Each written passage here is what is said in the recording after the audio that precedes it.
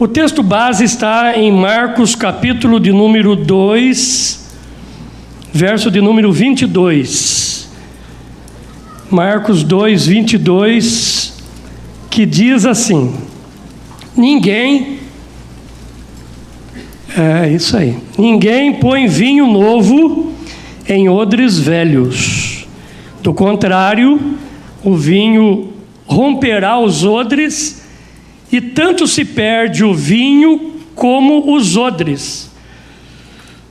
Mas se põe vinho novo em odres novos. Você já leu esse texto, já ouviu pregar isso aqui várias vezes, mas eu acho que ele encaixa muito com esse tempo que nós estamos sobre o tema superação. Você já ouviu, está na internet, muita gente fala de várias maneiras, que se você quiser a mesma coisa, você vai fazer a mesma coisa esse ano. Mas se você quer algo diferente, então tem que fazer algo diferente. Então não dá para pôr coisa nova em ambiente antigo. Não funciona. Eu quero, com a ajuda de Deus, com a graça dele, falar sobre superando os maus hábitos. Provavelmente tem uma arte aí que nós enviamos, e eu quero falar sobre isso, para gravar no nosso coração. Irmãos, escute bem, preste bem atenção nisso. Existem alguns hábitos, todos nós temos muitos hábitos, e existem alguns que eles são chatos, mas não são prejudiciais, né? Roer a unha, apertar espinha, deixar a toalha suja lá no canto, e enfim, falar muito, gritar, falar alto. As pessoas estão falando, você atropela. Aliás, isso acho que eu vou entrar aqui. São hábitos. E a gente vai, a esposa vai ajudando a gente, né? O marido vai dizendo, olha, melhora nessa área aí, que esse hábito, ele é chato, ele incomoda. Mas ele não traz um prejuízo. Então eu queria, com os irmãos, nessa introdução, pensar em nome de Jesus sobre alguns hábitos que eles trazem prejuízo. Nesse momento eu não tenho dúvida, porque a hora que eu cheguei eu me ajoelhei ali e disse, Espírito Santo vai tocando no coração desses irmãos e irmãs, para que eles já vão se lembrando de alguns hábitos que eles já sabem, que quem sabe poderia ter feito você prosperar. E quando eu falo prosperar aqui, eu não estou falando de dinheiro só, porque a palavra prosperidade hoje, quando se fala por aí, existe até pessoas que torcem o nariz e tal, mas na realidade a prosperidade é uma palavra muito abrangente, e um dia eu falo com calma sobre isso, a paz, a família, enfim, tanta coisa linda que é prosperidade. Você deixou de melhorar então, porque você não quis melhorar esse hábito, você sabia desse hábito e manteve esse hábito. E isso é um mal, é outro hábito. Saber que algo não é bom, mas continuar fazendo. E aí a gente arruma, irmãos, desculpas das mais diversas e das mais estranhas. Existem desculpas que você se assusta com isso, com elas. Bom, eu não quero estourar o horário. Então, eu quero começar com os irmãos. Um primeiro hábito que eu queria tratar aqui é o hábito que algumas pessoas têm de abrir o coração para qualquer um. Falar coisas íntimas. Eu estou dizendo isso porque eu e a pastora Solange, nós atendemos todo dia, o dia todo. Eu, ela e mais 2 pastores lá na igreja sede. E nós temos uma escola conjugal também lá. Obrigado, viu, pela ajuda, pelo apoio. Toda a ajuda que a senhora me deu aí, né? Porque as pessoas, casamentos estão se estragando por conversas que não se devia ter, por coração que se abre, por exposição de família, de gente. Eu vou lembrar um caso aqui da Bíblia. Aliás, abra sua Bíblia comigo, só para você ter noção desse texto. Lá em Provérbios, capítulo 4. Provérbios 4, capítulo 4, verso de número 23. Provérbios 4, 23, Salomão diz assim: sobre tudo que se deve guardar, guarda o seu coração, porque dele procedem as fontes da vida. Uma outra versão diz saídas da vida. Deus me deu graça de alguns anos atrás escrever um livro sobre isso, um pequeno livro de leitura rápida. Deus deu graça de escrever uns 7 livros, mas um deles foi esse. E o pastor Jorge Linhares publicou ele para mim. Eu preguei lá em Batista Getsemane, em Belo Horizonte, e acabou saindo uns 16 mil exemplares. Eu não imaginava isso, mas foi essa. Nesse livro eu falo com mais detalhe, aqui eu vou resumir isso. Mas lá em casa, irmão, pega como tarefa. Esse não é o único conselho aqui. Nos versos 23, 24, 25 e 26, você tem conselho para o coração, conselho para a boca, conselho para os olhos e conselho para os pés. Mas voltando sobre o coração e sobre você abrir o coração, o caso de você expor situações. Nós temos o caso de Noé, que quando desceu, plantou a vinha, se embebedou, ficou nu lá, e o cão, também não podia ter outro nome, né, irmão? Tem que ser cão. Foi lá e disse: o pai está pelado. E contou para todo mundo: o pai está lá nu, pelado, lá andando. Aí chama Sem, Jafé, que já tem essa visão de não expor pessoas, de tomar cuidado com o coração. Pega uma capa, vão de costas, sem olhar para o pai, e cobrem a nudez do pai. O pai acorda outro dia, vocês conhecem a história, ele fica sabendo e acaba amaldiçoando o cão, dizendo que ele seria o empregado, o rachador de lenha dos filhos da sua geração aí. Irmãos, escute o que eu vou dizer agora, preste bem atenção nessa palavra. Nós vivemos sem pé. Tem muita gente vivendo sem pé, vivendo bem. Nós vivemos sem as mãos, sem os braços, e vivemos tranquilamente. Você conhece gente aí na televisão que é artista, que é famoso, que pinta quadros, tem ateliê, que tem galeria, tem apresentações, usando o pincel na boca, pintando quadros, e feliz. Pessoas vivem sem um rim. Mas você nunca vai encontrar alguém dizendo assim: faz tempo que eu não te vejo, o que aconteceu? Eu fiquei meio doente, o que era? Coração, e daí? Descobriram que estava ruim, mandaram tirar e eu estou aí. Ninguém vive sem coração. E essa metáfora do coração bomba, coração carne, coração órgão, Salomão está dizendo mais ou menos isso. Que nós cuidamos, irmãos, nós cuidamos bem Você compra o carro, você põe cadeado nele, né? Você põe alarme nele, você põe na seguradora, você olha lá no portão e fala assim: esse cadeado está meio fraquinho, aumenta o cadeado. Então tem alarme, tem seguro, tem cadeado. E a hora que você vai dormir, você faz uma oraçãozinha: Senhor, guarda meu carro. Às vezes você esquece de orar pela mulher, mas pelo carro não esquece.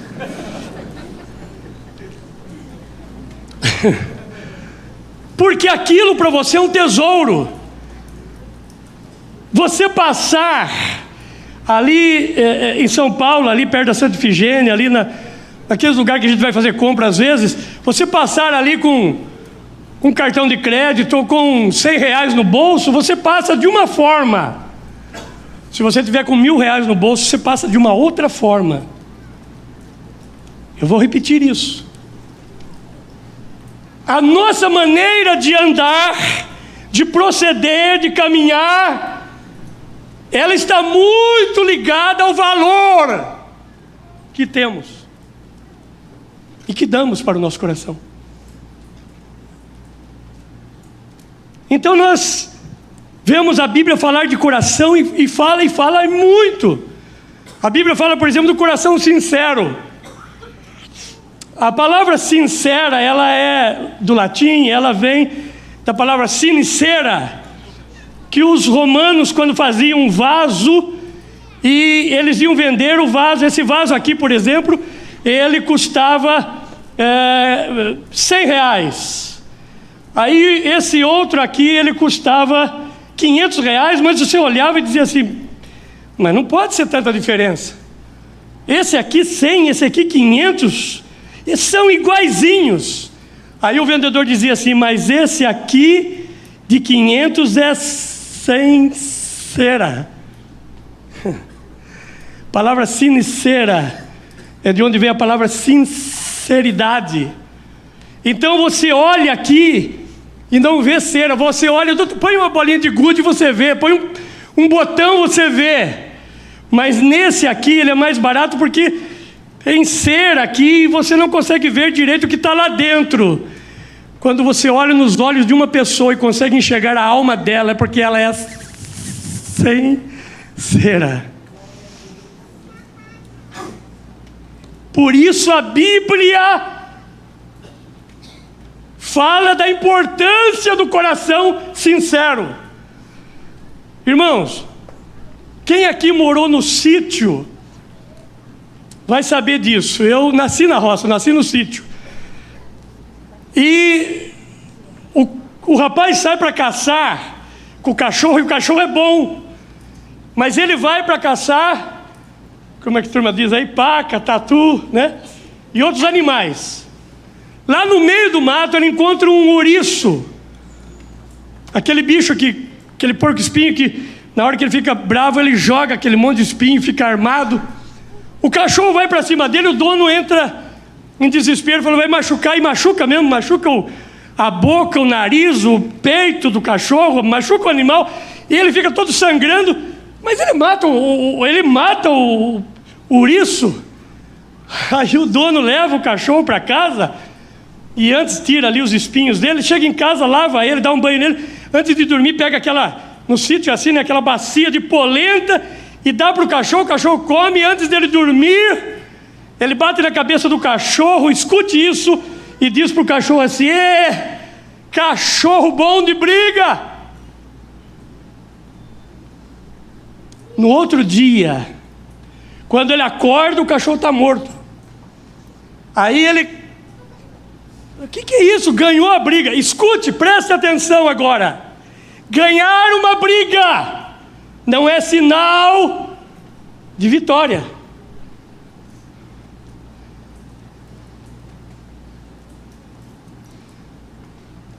As pessoas mais briguentas são aquelas que hoje formam filas nos consultórios de psiquiatria e psicologia. Ele não entende, como que pode morrer se ganhou a briga? Você pode ganhar a briga e mesmo assim ainda morrer.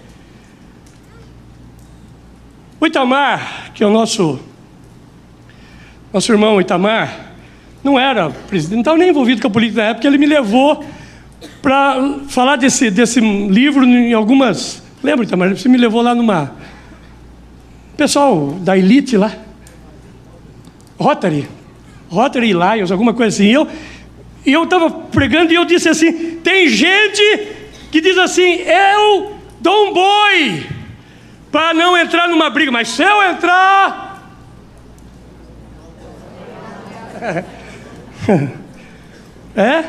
Quando eu falei isso, uma senhora, Itamar, você lembra? Não sei se você vai lembrar disso. Uma senhora muito... Pastora Lourdes, uma senhora, pastor Toninho, muito rica, chique. Ela gritou no meio da plateia, não esperava isso. Até eu estava falando baixo, calma, aqui eu estou mais à vontade, né? Mais pentecostal. Ela gritou assim, eu sou assim.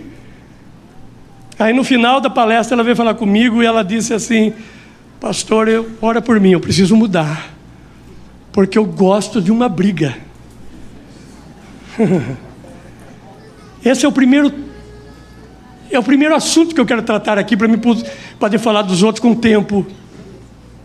Escute, O cachorro está morto, ele não entende, ele chama um vizinho que é mais experiente, o vizinho. Ele diz: o meu cachorro saiu com ele, matou um porco-espinho, aí está tudo, agora morre.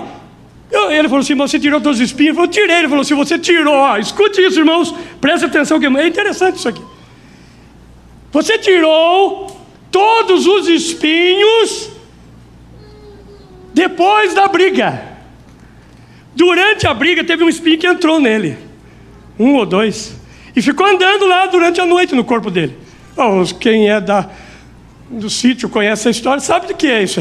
E ele anda no corpo do animal e foi lá, ou atingiu o coração direto e matou o cachorro, ou atingiu uma veia e matou o animal. Em nome de Jesus, a hora que nós orarmos hoje aqui, o pastor Toninho orar, que espinhos sejam tirados, que a gente não vá para 2020 com esses espinhos, que a gente tome mais cuidado com o coração, não se abre o coração para qualquer um. Nós temos pastores, nós temos os nossos sacerdotes, nós temos gente de Deus para nos ouvir. O coração precisa ser bem cuidado, porque daí fica muito bom. Tinha um moço, e eu já vou para outro assunto, para um outro tema. Tinha um moço que ele era muito feliz, brincalhão. Aliás, toda igreja tem aqui, deve ter, toda igreja tem. Contava aquelas anedotas gostosas, irmão, perto das irmãs, coisa boa, anedota saudável, né? E brincava, tanto é que se a gente estava conversando aqui, um grupo começava a rir lá, a gente, chegou o irmão lá. Porque onde ele chegava era riso.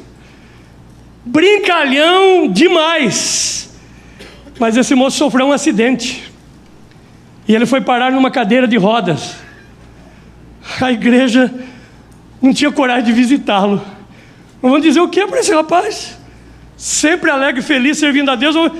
Deve estar lá revoltado, dizendo E ficaram protelando. Alguém disse assim: não, a gente tem que ir, é nosso irmão. Se reuniram. Tem sempre aquele irmão que eu vou falar um salmo. Outro disse: eu vou falar de Romanos para ele, 8:28, sabemos todas as coisas cooperam para o bem. Tem dia que é o último verso que a gente quer ouvir, né, irmão? Mas chegaram lá, bateram no portão, todo mundo em silêncio, preocupado.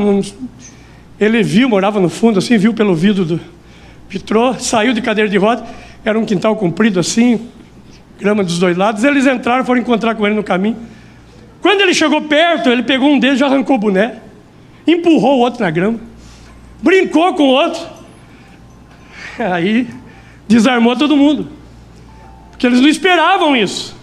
E quando isso aconteceu, a líder disse assim: pô, querido, nos perdoe, porque a gente já deveria ter vindo aqui há muito tempo. Nós não viemos porque a gente tinha medo de como iria encontrá-lo. E no entanto você está muito bem. Achamos que você podia estar deprimido, até murmurando contra Deus. E aquele moço que só brinca, até mesmo na cadeira de roda, ele fica sério, aponta para eles e dizem: como vocês podem ver, o acidente atingiu as minhas pernas, mas não afetou o meu coração. Esse é o nosso desejo para 2020, porque coisas virão. E se nós ficarmos aí com o coração que abre-se para todo mundo, nós vamos ter problemas. Bom, queridos, eu estou gastando muito tempo só em um tema. O segundo tema que eu quero tratar aqui, o segundo mau hábito, é o hábito chamado precipitação. Não conhecer o tempo. Abra sua Bíblia comigo, por gentileza. No livro de Eclesiastes. Você estava em Provérbios, vai para Eclesiastes, capítulo de número 3 e verso de número 11. Eclesiastes 3:11, apenas a parte A do versículo. A parte A de Eclesiastes 13:11 diz assim: tudo fez Deus formoso no seu devido tempo. Essa versão está um pouco diferente, ali está: ele fez tudo apropriado a seu tempo. Podemos usar essa versão. Irmãos, Diga comigo assim: tudo fez Deus formoso no seu devido tempo. Escute isso agora. Se algumas coisas em 2019 não saíram formosas como você queria, quem sabe seja por não estar no tempo. Nós temos problemas com isso. Irmãos, preste atenção.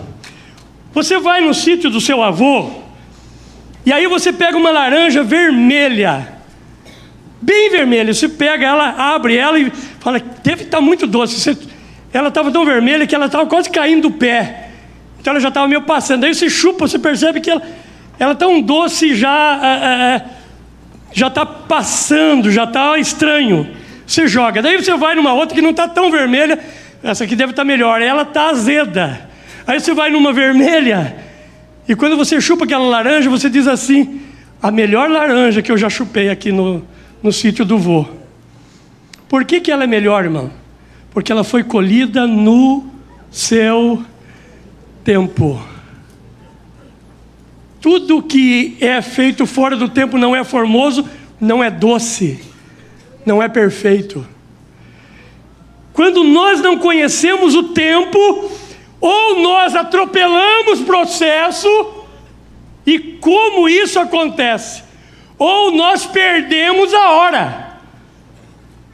Duas coisas acontecem: ou a gente perde o momento, a gente deixa passar a oportunidade, era tempo e você não aproveitou, ou então você atropela o processo, porque o tempo faz isso. Existem duas palavras muito conhecidas, né, do grego para falar de tempo. Uma delas é o cronos, que é o cronômetro, o calendário, relógio. Isso é o tempo. Por exemplo, eu estou muito feliz, eu estou me sentindo bem, porque eu acho que eu estou pregando aqui dentro do tempo. Chegou a hora de ser convidado pelo presidente para pregar na igreja dele. Isso é uma honra, mas ela está acontecendo no seu tempo. Tudo aquilo que acontece no tempo é bom, irmãos. Dentro da hora certa, no tempo certo, que acontece no Kairos. Irmãos, diga comigo assim: Cronos é o tempo do homem. Diga: o tempo medido. Kairos é o tempo de Deus. É o tempo vivido. É o tempo da oportunidade.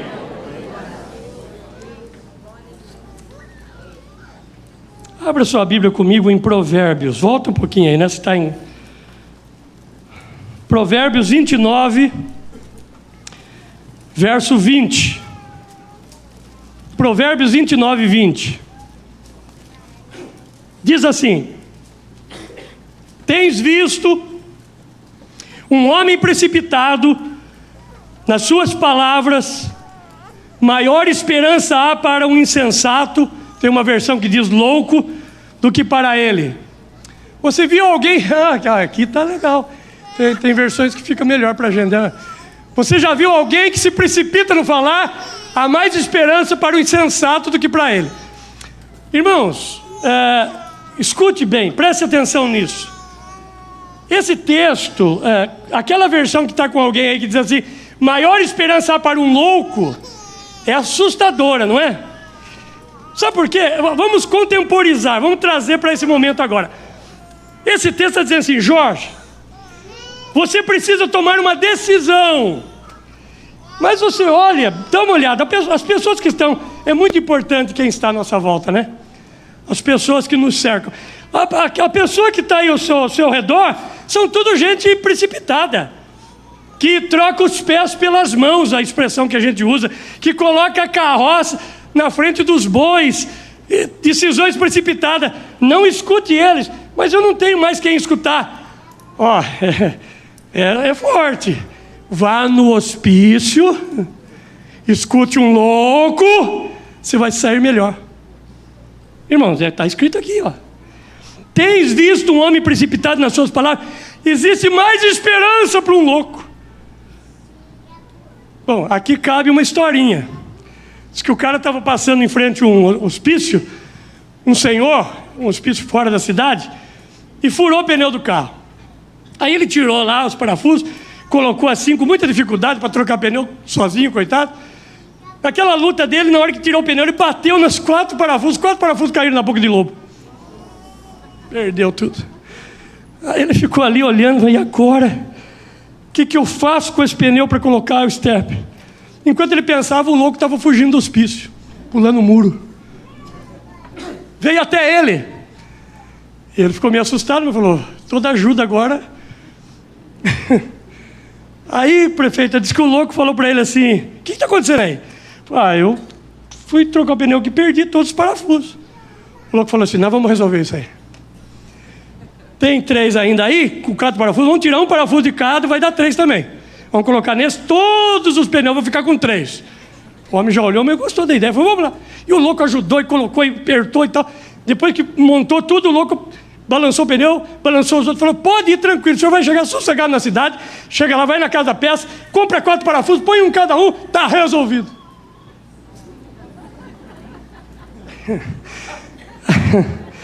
Aí, irmãos, a pergunta fatal. O homem não resistiu e disse para ele assim, mas você não é louco? Ele disse, eu sou louco, mas não sou burro.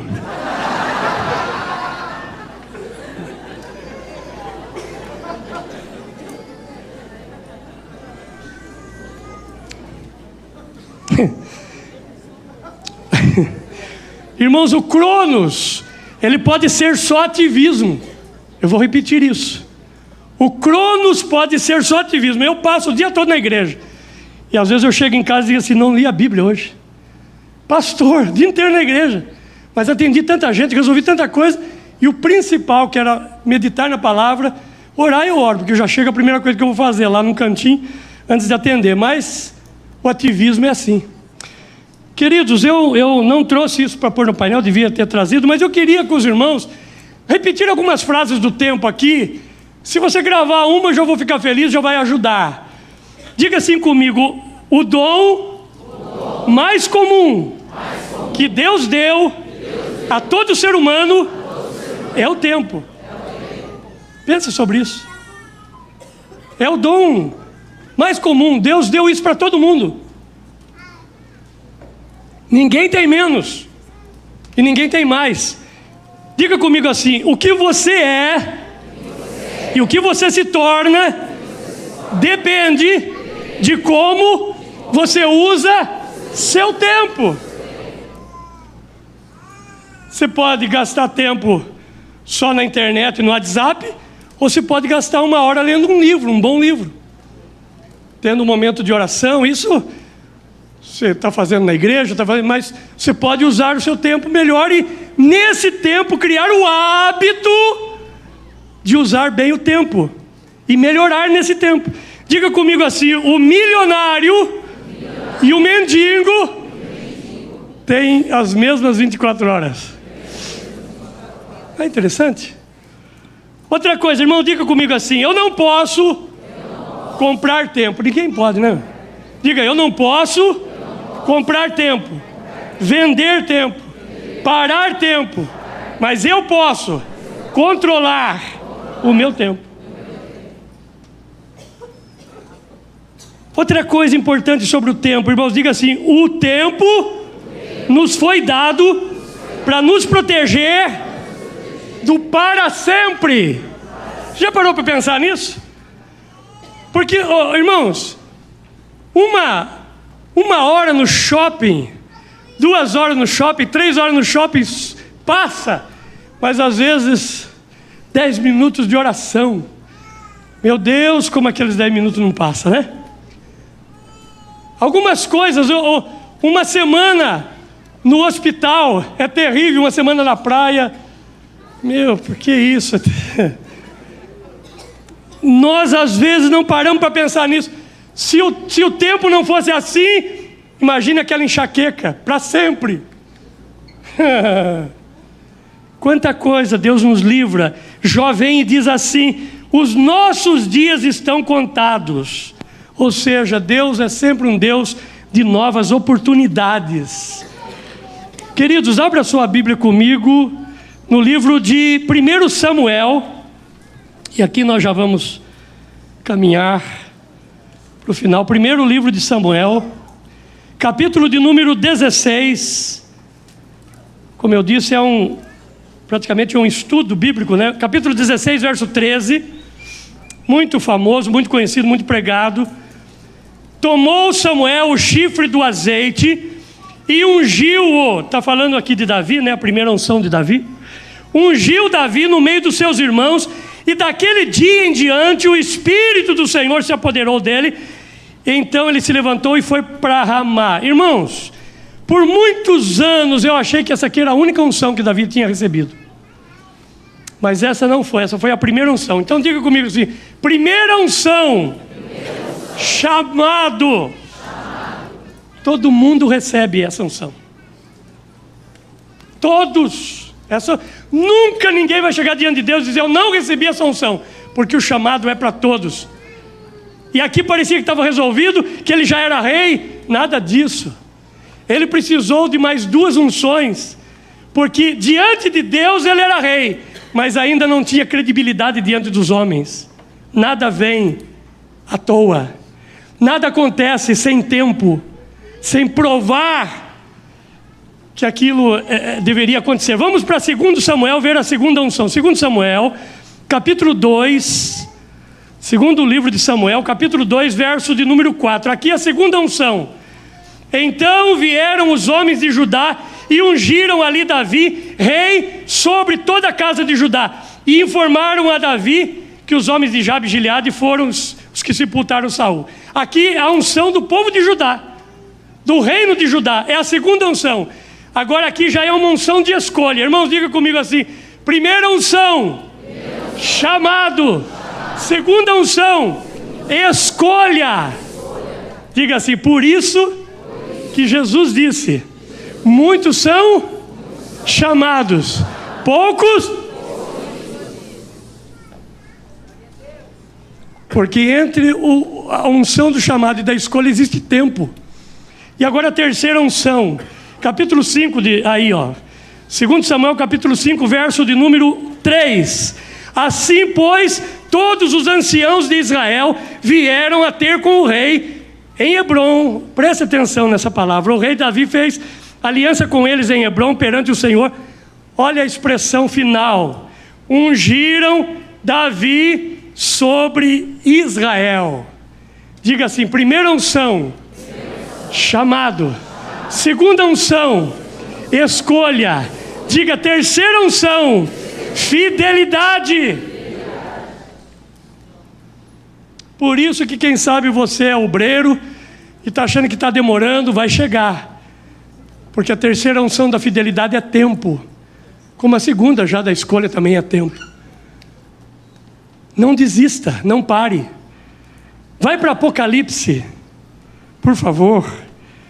Confirma isso em Apocalipse 17, 14. Olha que coisa linda aqui, ó. Pelejarão eles contra o Cordeiro os vencerá, pois é Senhor dos senhores, é Rei dos reis. Agora, irmãos, entra eu e você, em nome de Jesus, nós estamos lá. Vencerão também os, o que está escrito aí?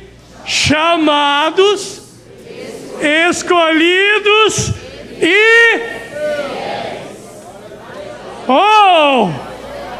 nós estamos lá, porque nós passamos por esse crivo, fomos chamados, depois de um tempo, estamos escolhidos, mas aí mostramos fidelidade, permanência. Nada acontece sem tempo. Aleluia. E para encerrar e a gente orar, 1 Crônicas, isso que eu vou falar aqui para mim é muito forte. 1 Crônicas capítulo 12. Lá em casa, irmãos, pega, a gente faz esse comentário aí, tá pedindo, pega como tarefa lá em casa. O exército de Davi, aqueles homens problemáticos, olha o que Davi transforma aqueles homens em guerreiros, em exércitos, em escolhidos. Capítulo 12 de 1 Crônicas, eu vou pular aqui versos para ganhar tempo. Verso 2, olha que equipe: tinha por arma e arco e usavam da mão direita como da esquerda, quer dizer, sabia guerrear com as duas mãos, arremessar pedras com fundas, atirar flechas com arco. Verso 8, só para a gente conhecer os melhores. Dos gaditas passaram para Davi da fortaleza do deserto, homens valentes, homens de guerra para pelejar, armados de escudo, de lança, o rosto era como de leão, eles eram ligeiros como gazela sobre os montes. Ia guerrear, subia nos montes como sobe em qualquer outro lugar, em qualquer terreno. Tinha habilidade para isso. Verso 14, esses filhos de Gade foram capitães do exército. Aqui é forte, né, irmão? O menor valia por 100, o maior por 1000. Já pensou ter gente dessa na nossa equipe, né? Verso de número 33. Do Zebulon, capazes de sair para a guerra, providos de toda a arma de guerra, 50.000, destros para ordenar uma batalha com ânimo. Olha que palavra bonita. Iam para a guerra com ânimo resoluto. Verso 36. Azer, os de Azer, capazes de sair para a guerra, prontos para a batalha, 40.000. Ok, por que eu disse tudo isso? E teria mais, lá em casa você vê. Porque são os hábeis, guerreiros, gente que está do seu lado para guerrear, que batalha, que sabe ter, sobe monte, não tem lugar ruim, não tem terreno ruim. Mas no meio deles, Davi escolhe um grupo. Verso de número 32. Dos filhos de Issacar. Olha aqui essa versão. Chefes que sabiam como Israel deveria agir em qualquer circunstância. Aqui na minha versão diz assim: conhecedores do tempo, da época. Verso 32, é o mesmo, né? É. Para saberem o que Israel devia fazer, 200 chefes e todos os seus irmãos. Davi tinha guerreiros de toda a qualidade, mas Davi tinha um grupo que dizia assim: agora é o tempo certo. Agora é a hora. Não fazer as coisas atropeladamente. Irmãos, tem muitos dons na Bíblia, mas um deles chama-se discernimento. Que Deus nos dê isso em nome de Jesus. Vamos ficar de pé, eu quero orar. Eu teria um outro assunto, mas um dia, quem sabe. Irmãos, escute isso. Quem sabe essa palavra, ela trouxe para você uma interrogação, uma batalha. O que eu faço? Como é que eu faço para mudar alguns hábitos? E eu falei só do tempo e do coração. Tem um outro que eu falo sobre ociosidade. O que derrubou Davi foi a ociosidade. Essa mania de ficar sozinho. E uma coisa é descansar, uma coisa... Terminamos os 12 dias, agora nós vamos sair com a família descansar. Uma coisa é descanso, outra coisa é ociosidade. A ociosidade, ela empobrece e ela leva ao pecado. Mas escute isso. Eu preguei uma das mensagens que na verdade eu estou fazendo 15 dias, estou pregando em alguns lugares também. E eu disse sobre o tempo. A esperança para nós, irmãos. Para esses hábitos. Uma menina de 7, 8 anos, ela estava na casa do vô, no sítio do vô, e ela chorava copiosamente olhando o vô, olhando o moço que trabalha para o vô lá enterrar cachorrinho dela que tinha morrido. E essa menina chorava e o vô, muito triste, não sabia o que fazer. Daí o vô chega até ela, beija a cabeça dela, afaga a menina. E para mudar aquele choro, ele diz: filha, vamos para o outro lado, eu quero mostrar uma outra coisa para você. Levou ela para uma outra janela, que mostrava o outro lado da casa, do sítio. E ele disse: está vendo aquela planta ali, aquela fruta? Foi você que ajudou alguns anos atrás, você ajudou o vovô a plantar. Você lembra disso? Aí a menina começou a lembrar. Lembra que a gente brincou ali na terra e você pegou e fomos colocando a semente e tal. Olha, já tem fruto, filha. Aí a menina para de chorar e começa até a rir. E ela até lembra: lá, vô, tem passarinho vindo lá para comer, tem. E o vô olha para ela, percebe que ela se alegra agora de ver a fruta, esquece um pouco do cachorro. E aí quando ela se acalma, o vô olha para ela e diz: filha, durante a vida eu quero que você saiba disso. Existem momentos na nossa vida que a melhor coisa que nós fazemos é mudar de janela. Então que seja isso para nós, esse 2020. Muda de janela, irmão. Pai Celestial, aqui está a Tua palavra. E quem faz a obra é o Espírito Santo, eu só prego como instrumento e como canal. Mas é o Senhor que convence. Por isso, ó Deus, que a gente possa voltar para Itapetininga agora com aquele sentimento de que compartilhamos uma porção do Senhor. Obrigado por essa linda igreja, que povo, que maravilha. Obrigado pela vida do pastor Toninho, pastora Lourdes, toda a equipe, porque ninguém faz isso sem uma equipe linda e eles sabem tratar de uma equipe, cuidar bem. Eu estou tão feliz de trabalhar com o pastor Toninho no estado, me sinto tão honrado. Estar aqui é um sonho, é um marco, é mais uma bênção que o Senhor me dá na vida, né? O Senhor vai dando coisas para nós, mas, ó Deus, fazem 32 anos que nós saímos para o ministério. Então tudo é tempo, não, as coisas não acontecem do dia para a noite, mas que a gente durante o tempo tenha esse discernimento para acertar mais e errar menos. Eu oro assim, abençoo esse povo, essa multidão, com alegria e gratidão por esse tempo, em nome de Jesus. E toda a igreja diga amém. Obrigado, irmãos, Deus abençoe. Pensando na comunidade e para facilitar a vida de cada um, nossa igreja possui 3 formas para devolvermos os dízimos e as ofertas. Você pode comparecer em um dos cultos em nossa igreja ou entregar para nossos pastores de plantão. Lembrando que o templo fica aberto das 8 da manhã às 18 horas. Você pode fazer uma transferência bancária, sendo TED ou DOC, do banco de sua preferência, ou um depósito direto no caixa, lembrando dos nossos dados para depósito ou transferência. Agora, você pode usar o Pix, um jeito prático e rápido de fazer pagamentos. Para fazer, é muito fácil. É só acessar o aplicativo do seu banco e escolher Pix. Clique em transferir e coloque a chave do destinatário. Na nossa igreja, a chave é o número do CNPJ. Digite o valor, confira os dados da conta e clique em transferir. Pronto, transferência realizada com sucesso. Para entregar o seu dízimo ou a sua oferta, faz um Pix.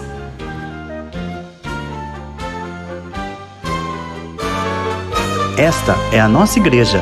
Não importa onde estivermos, estaremos sempre conectados. Lembre-se, juntos à distância.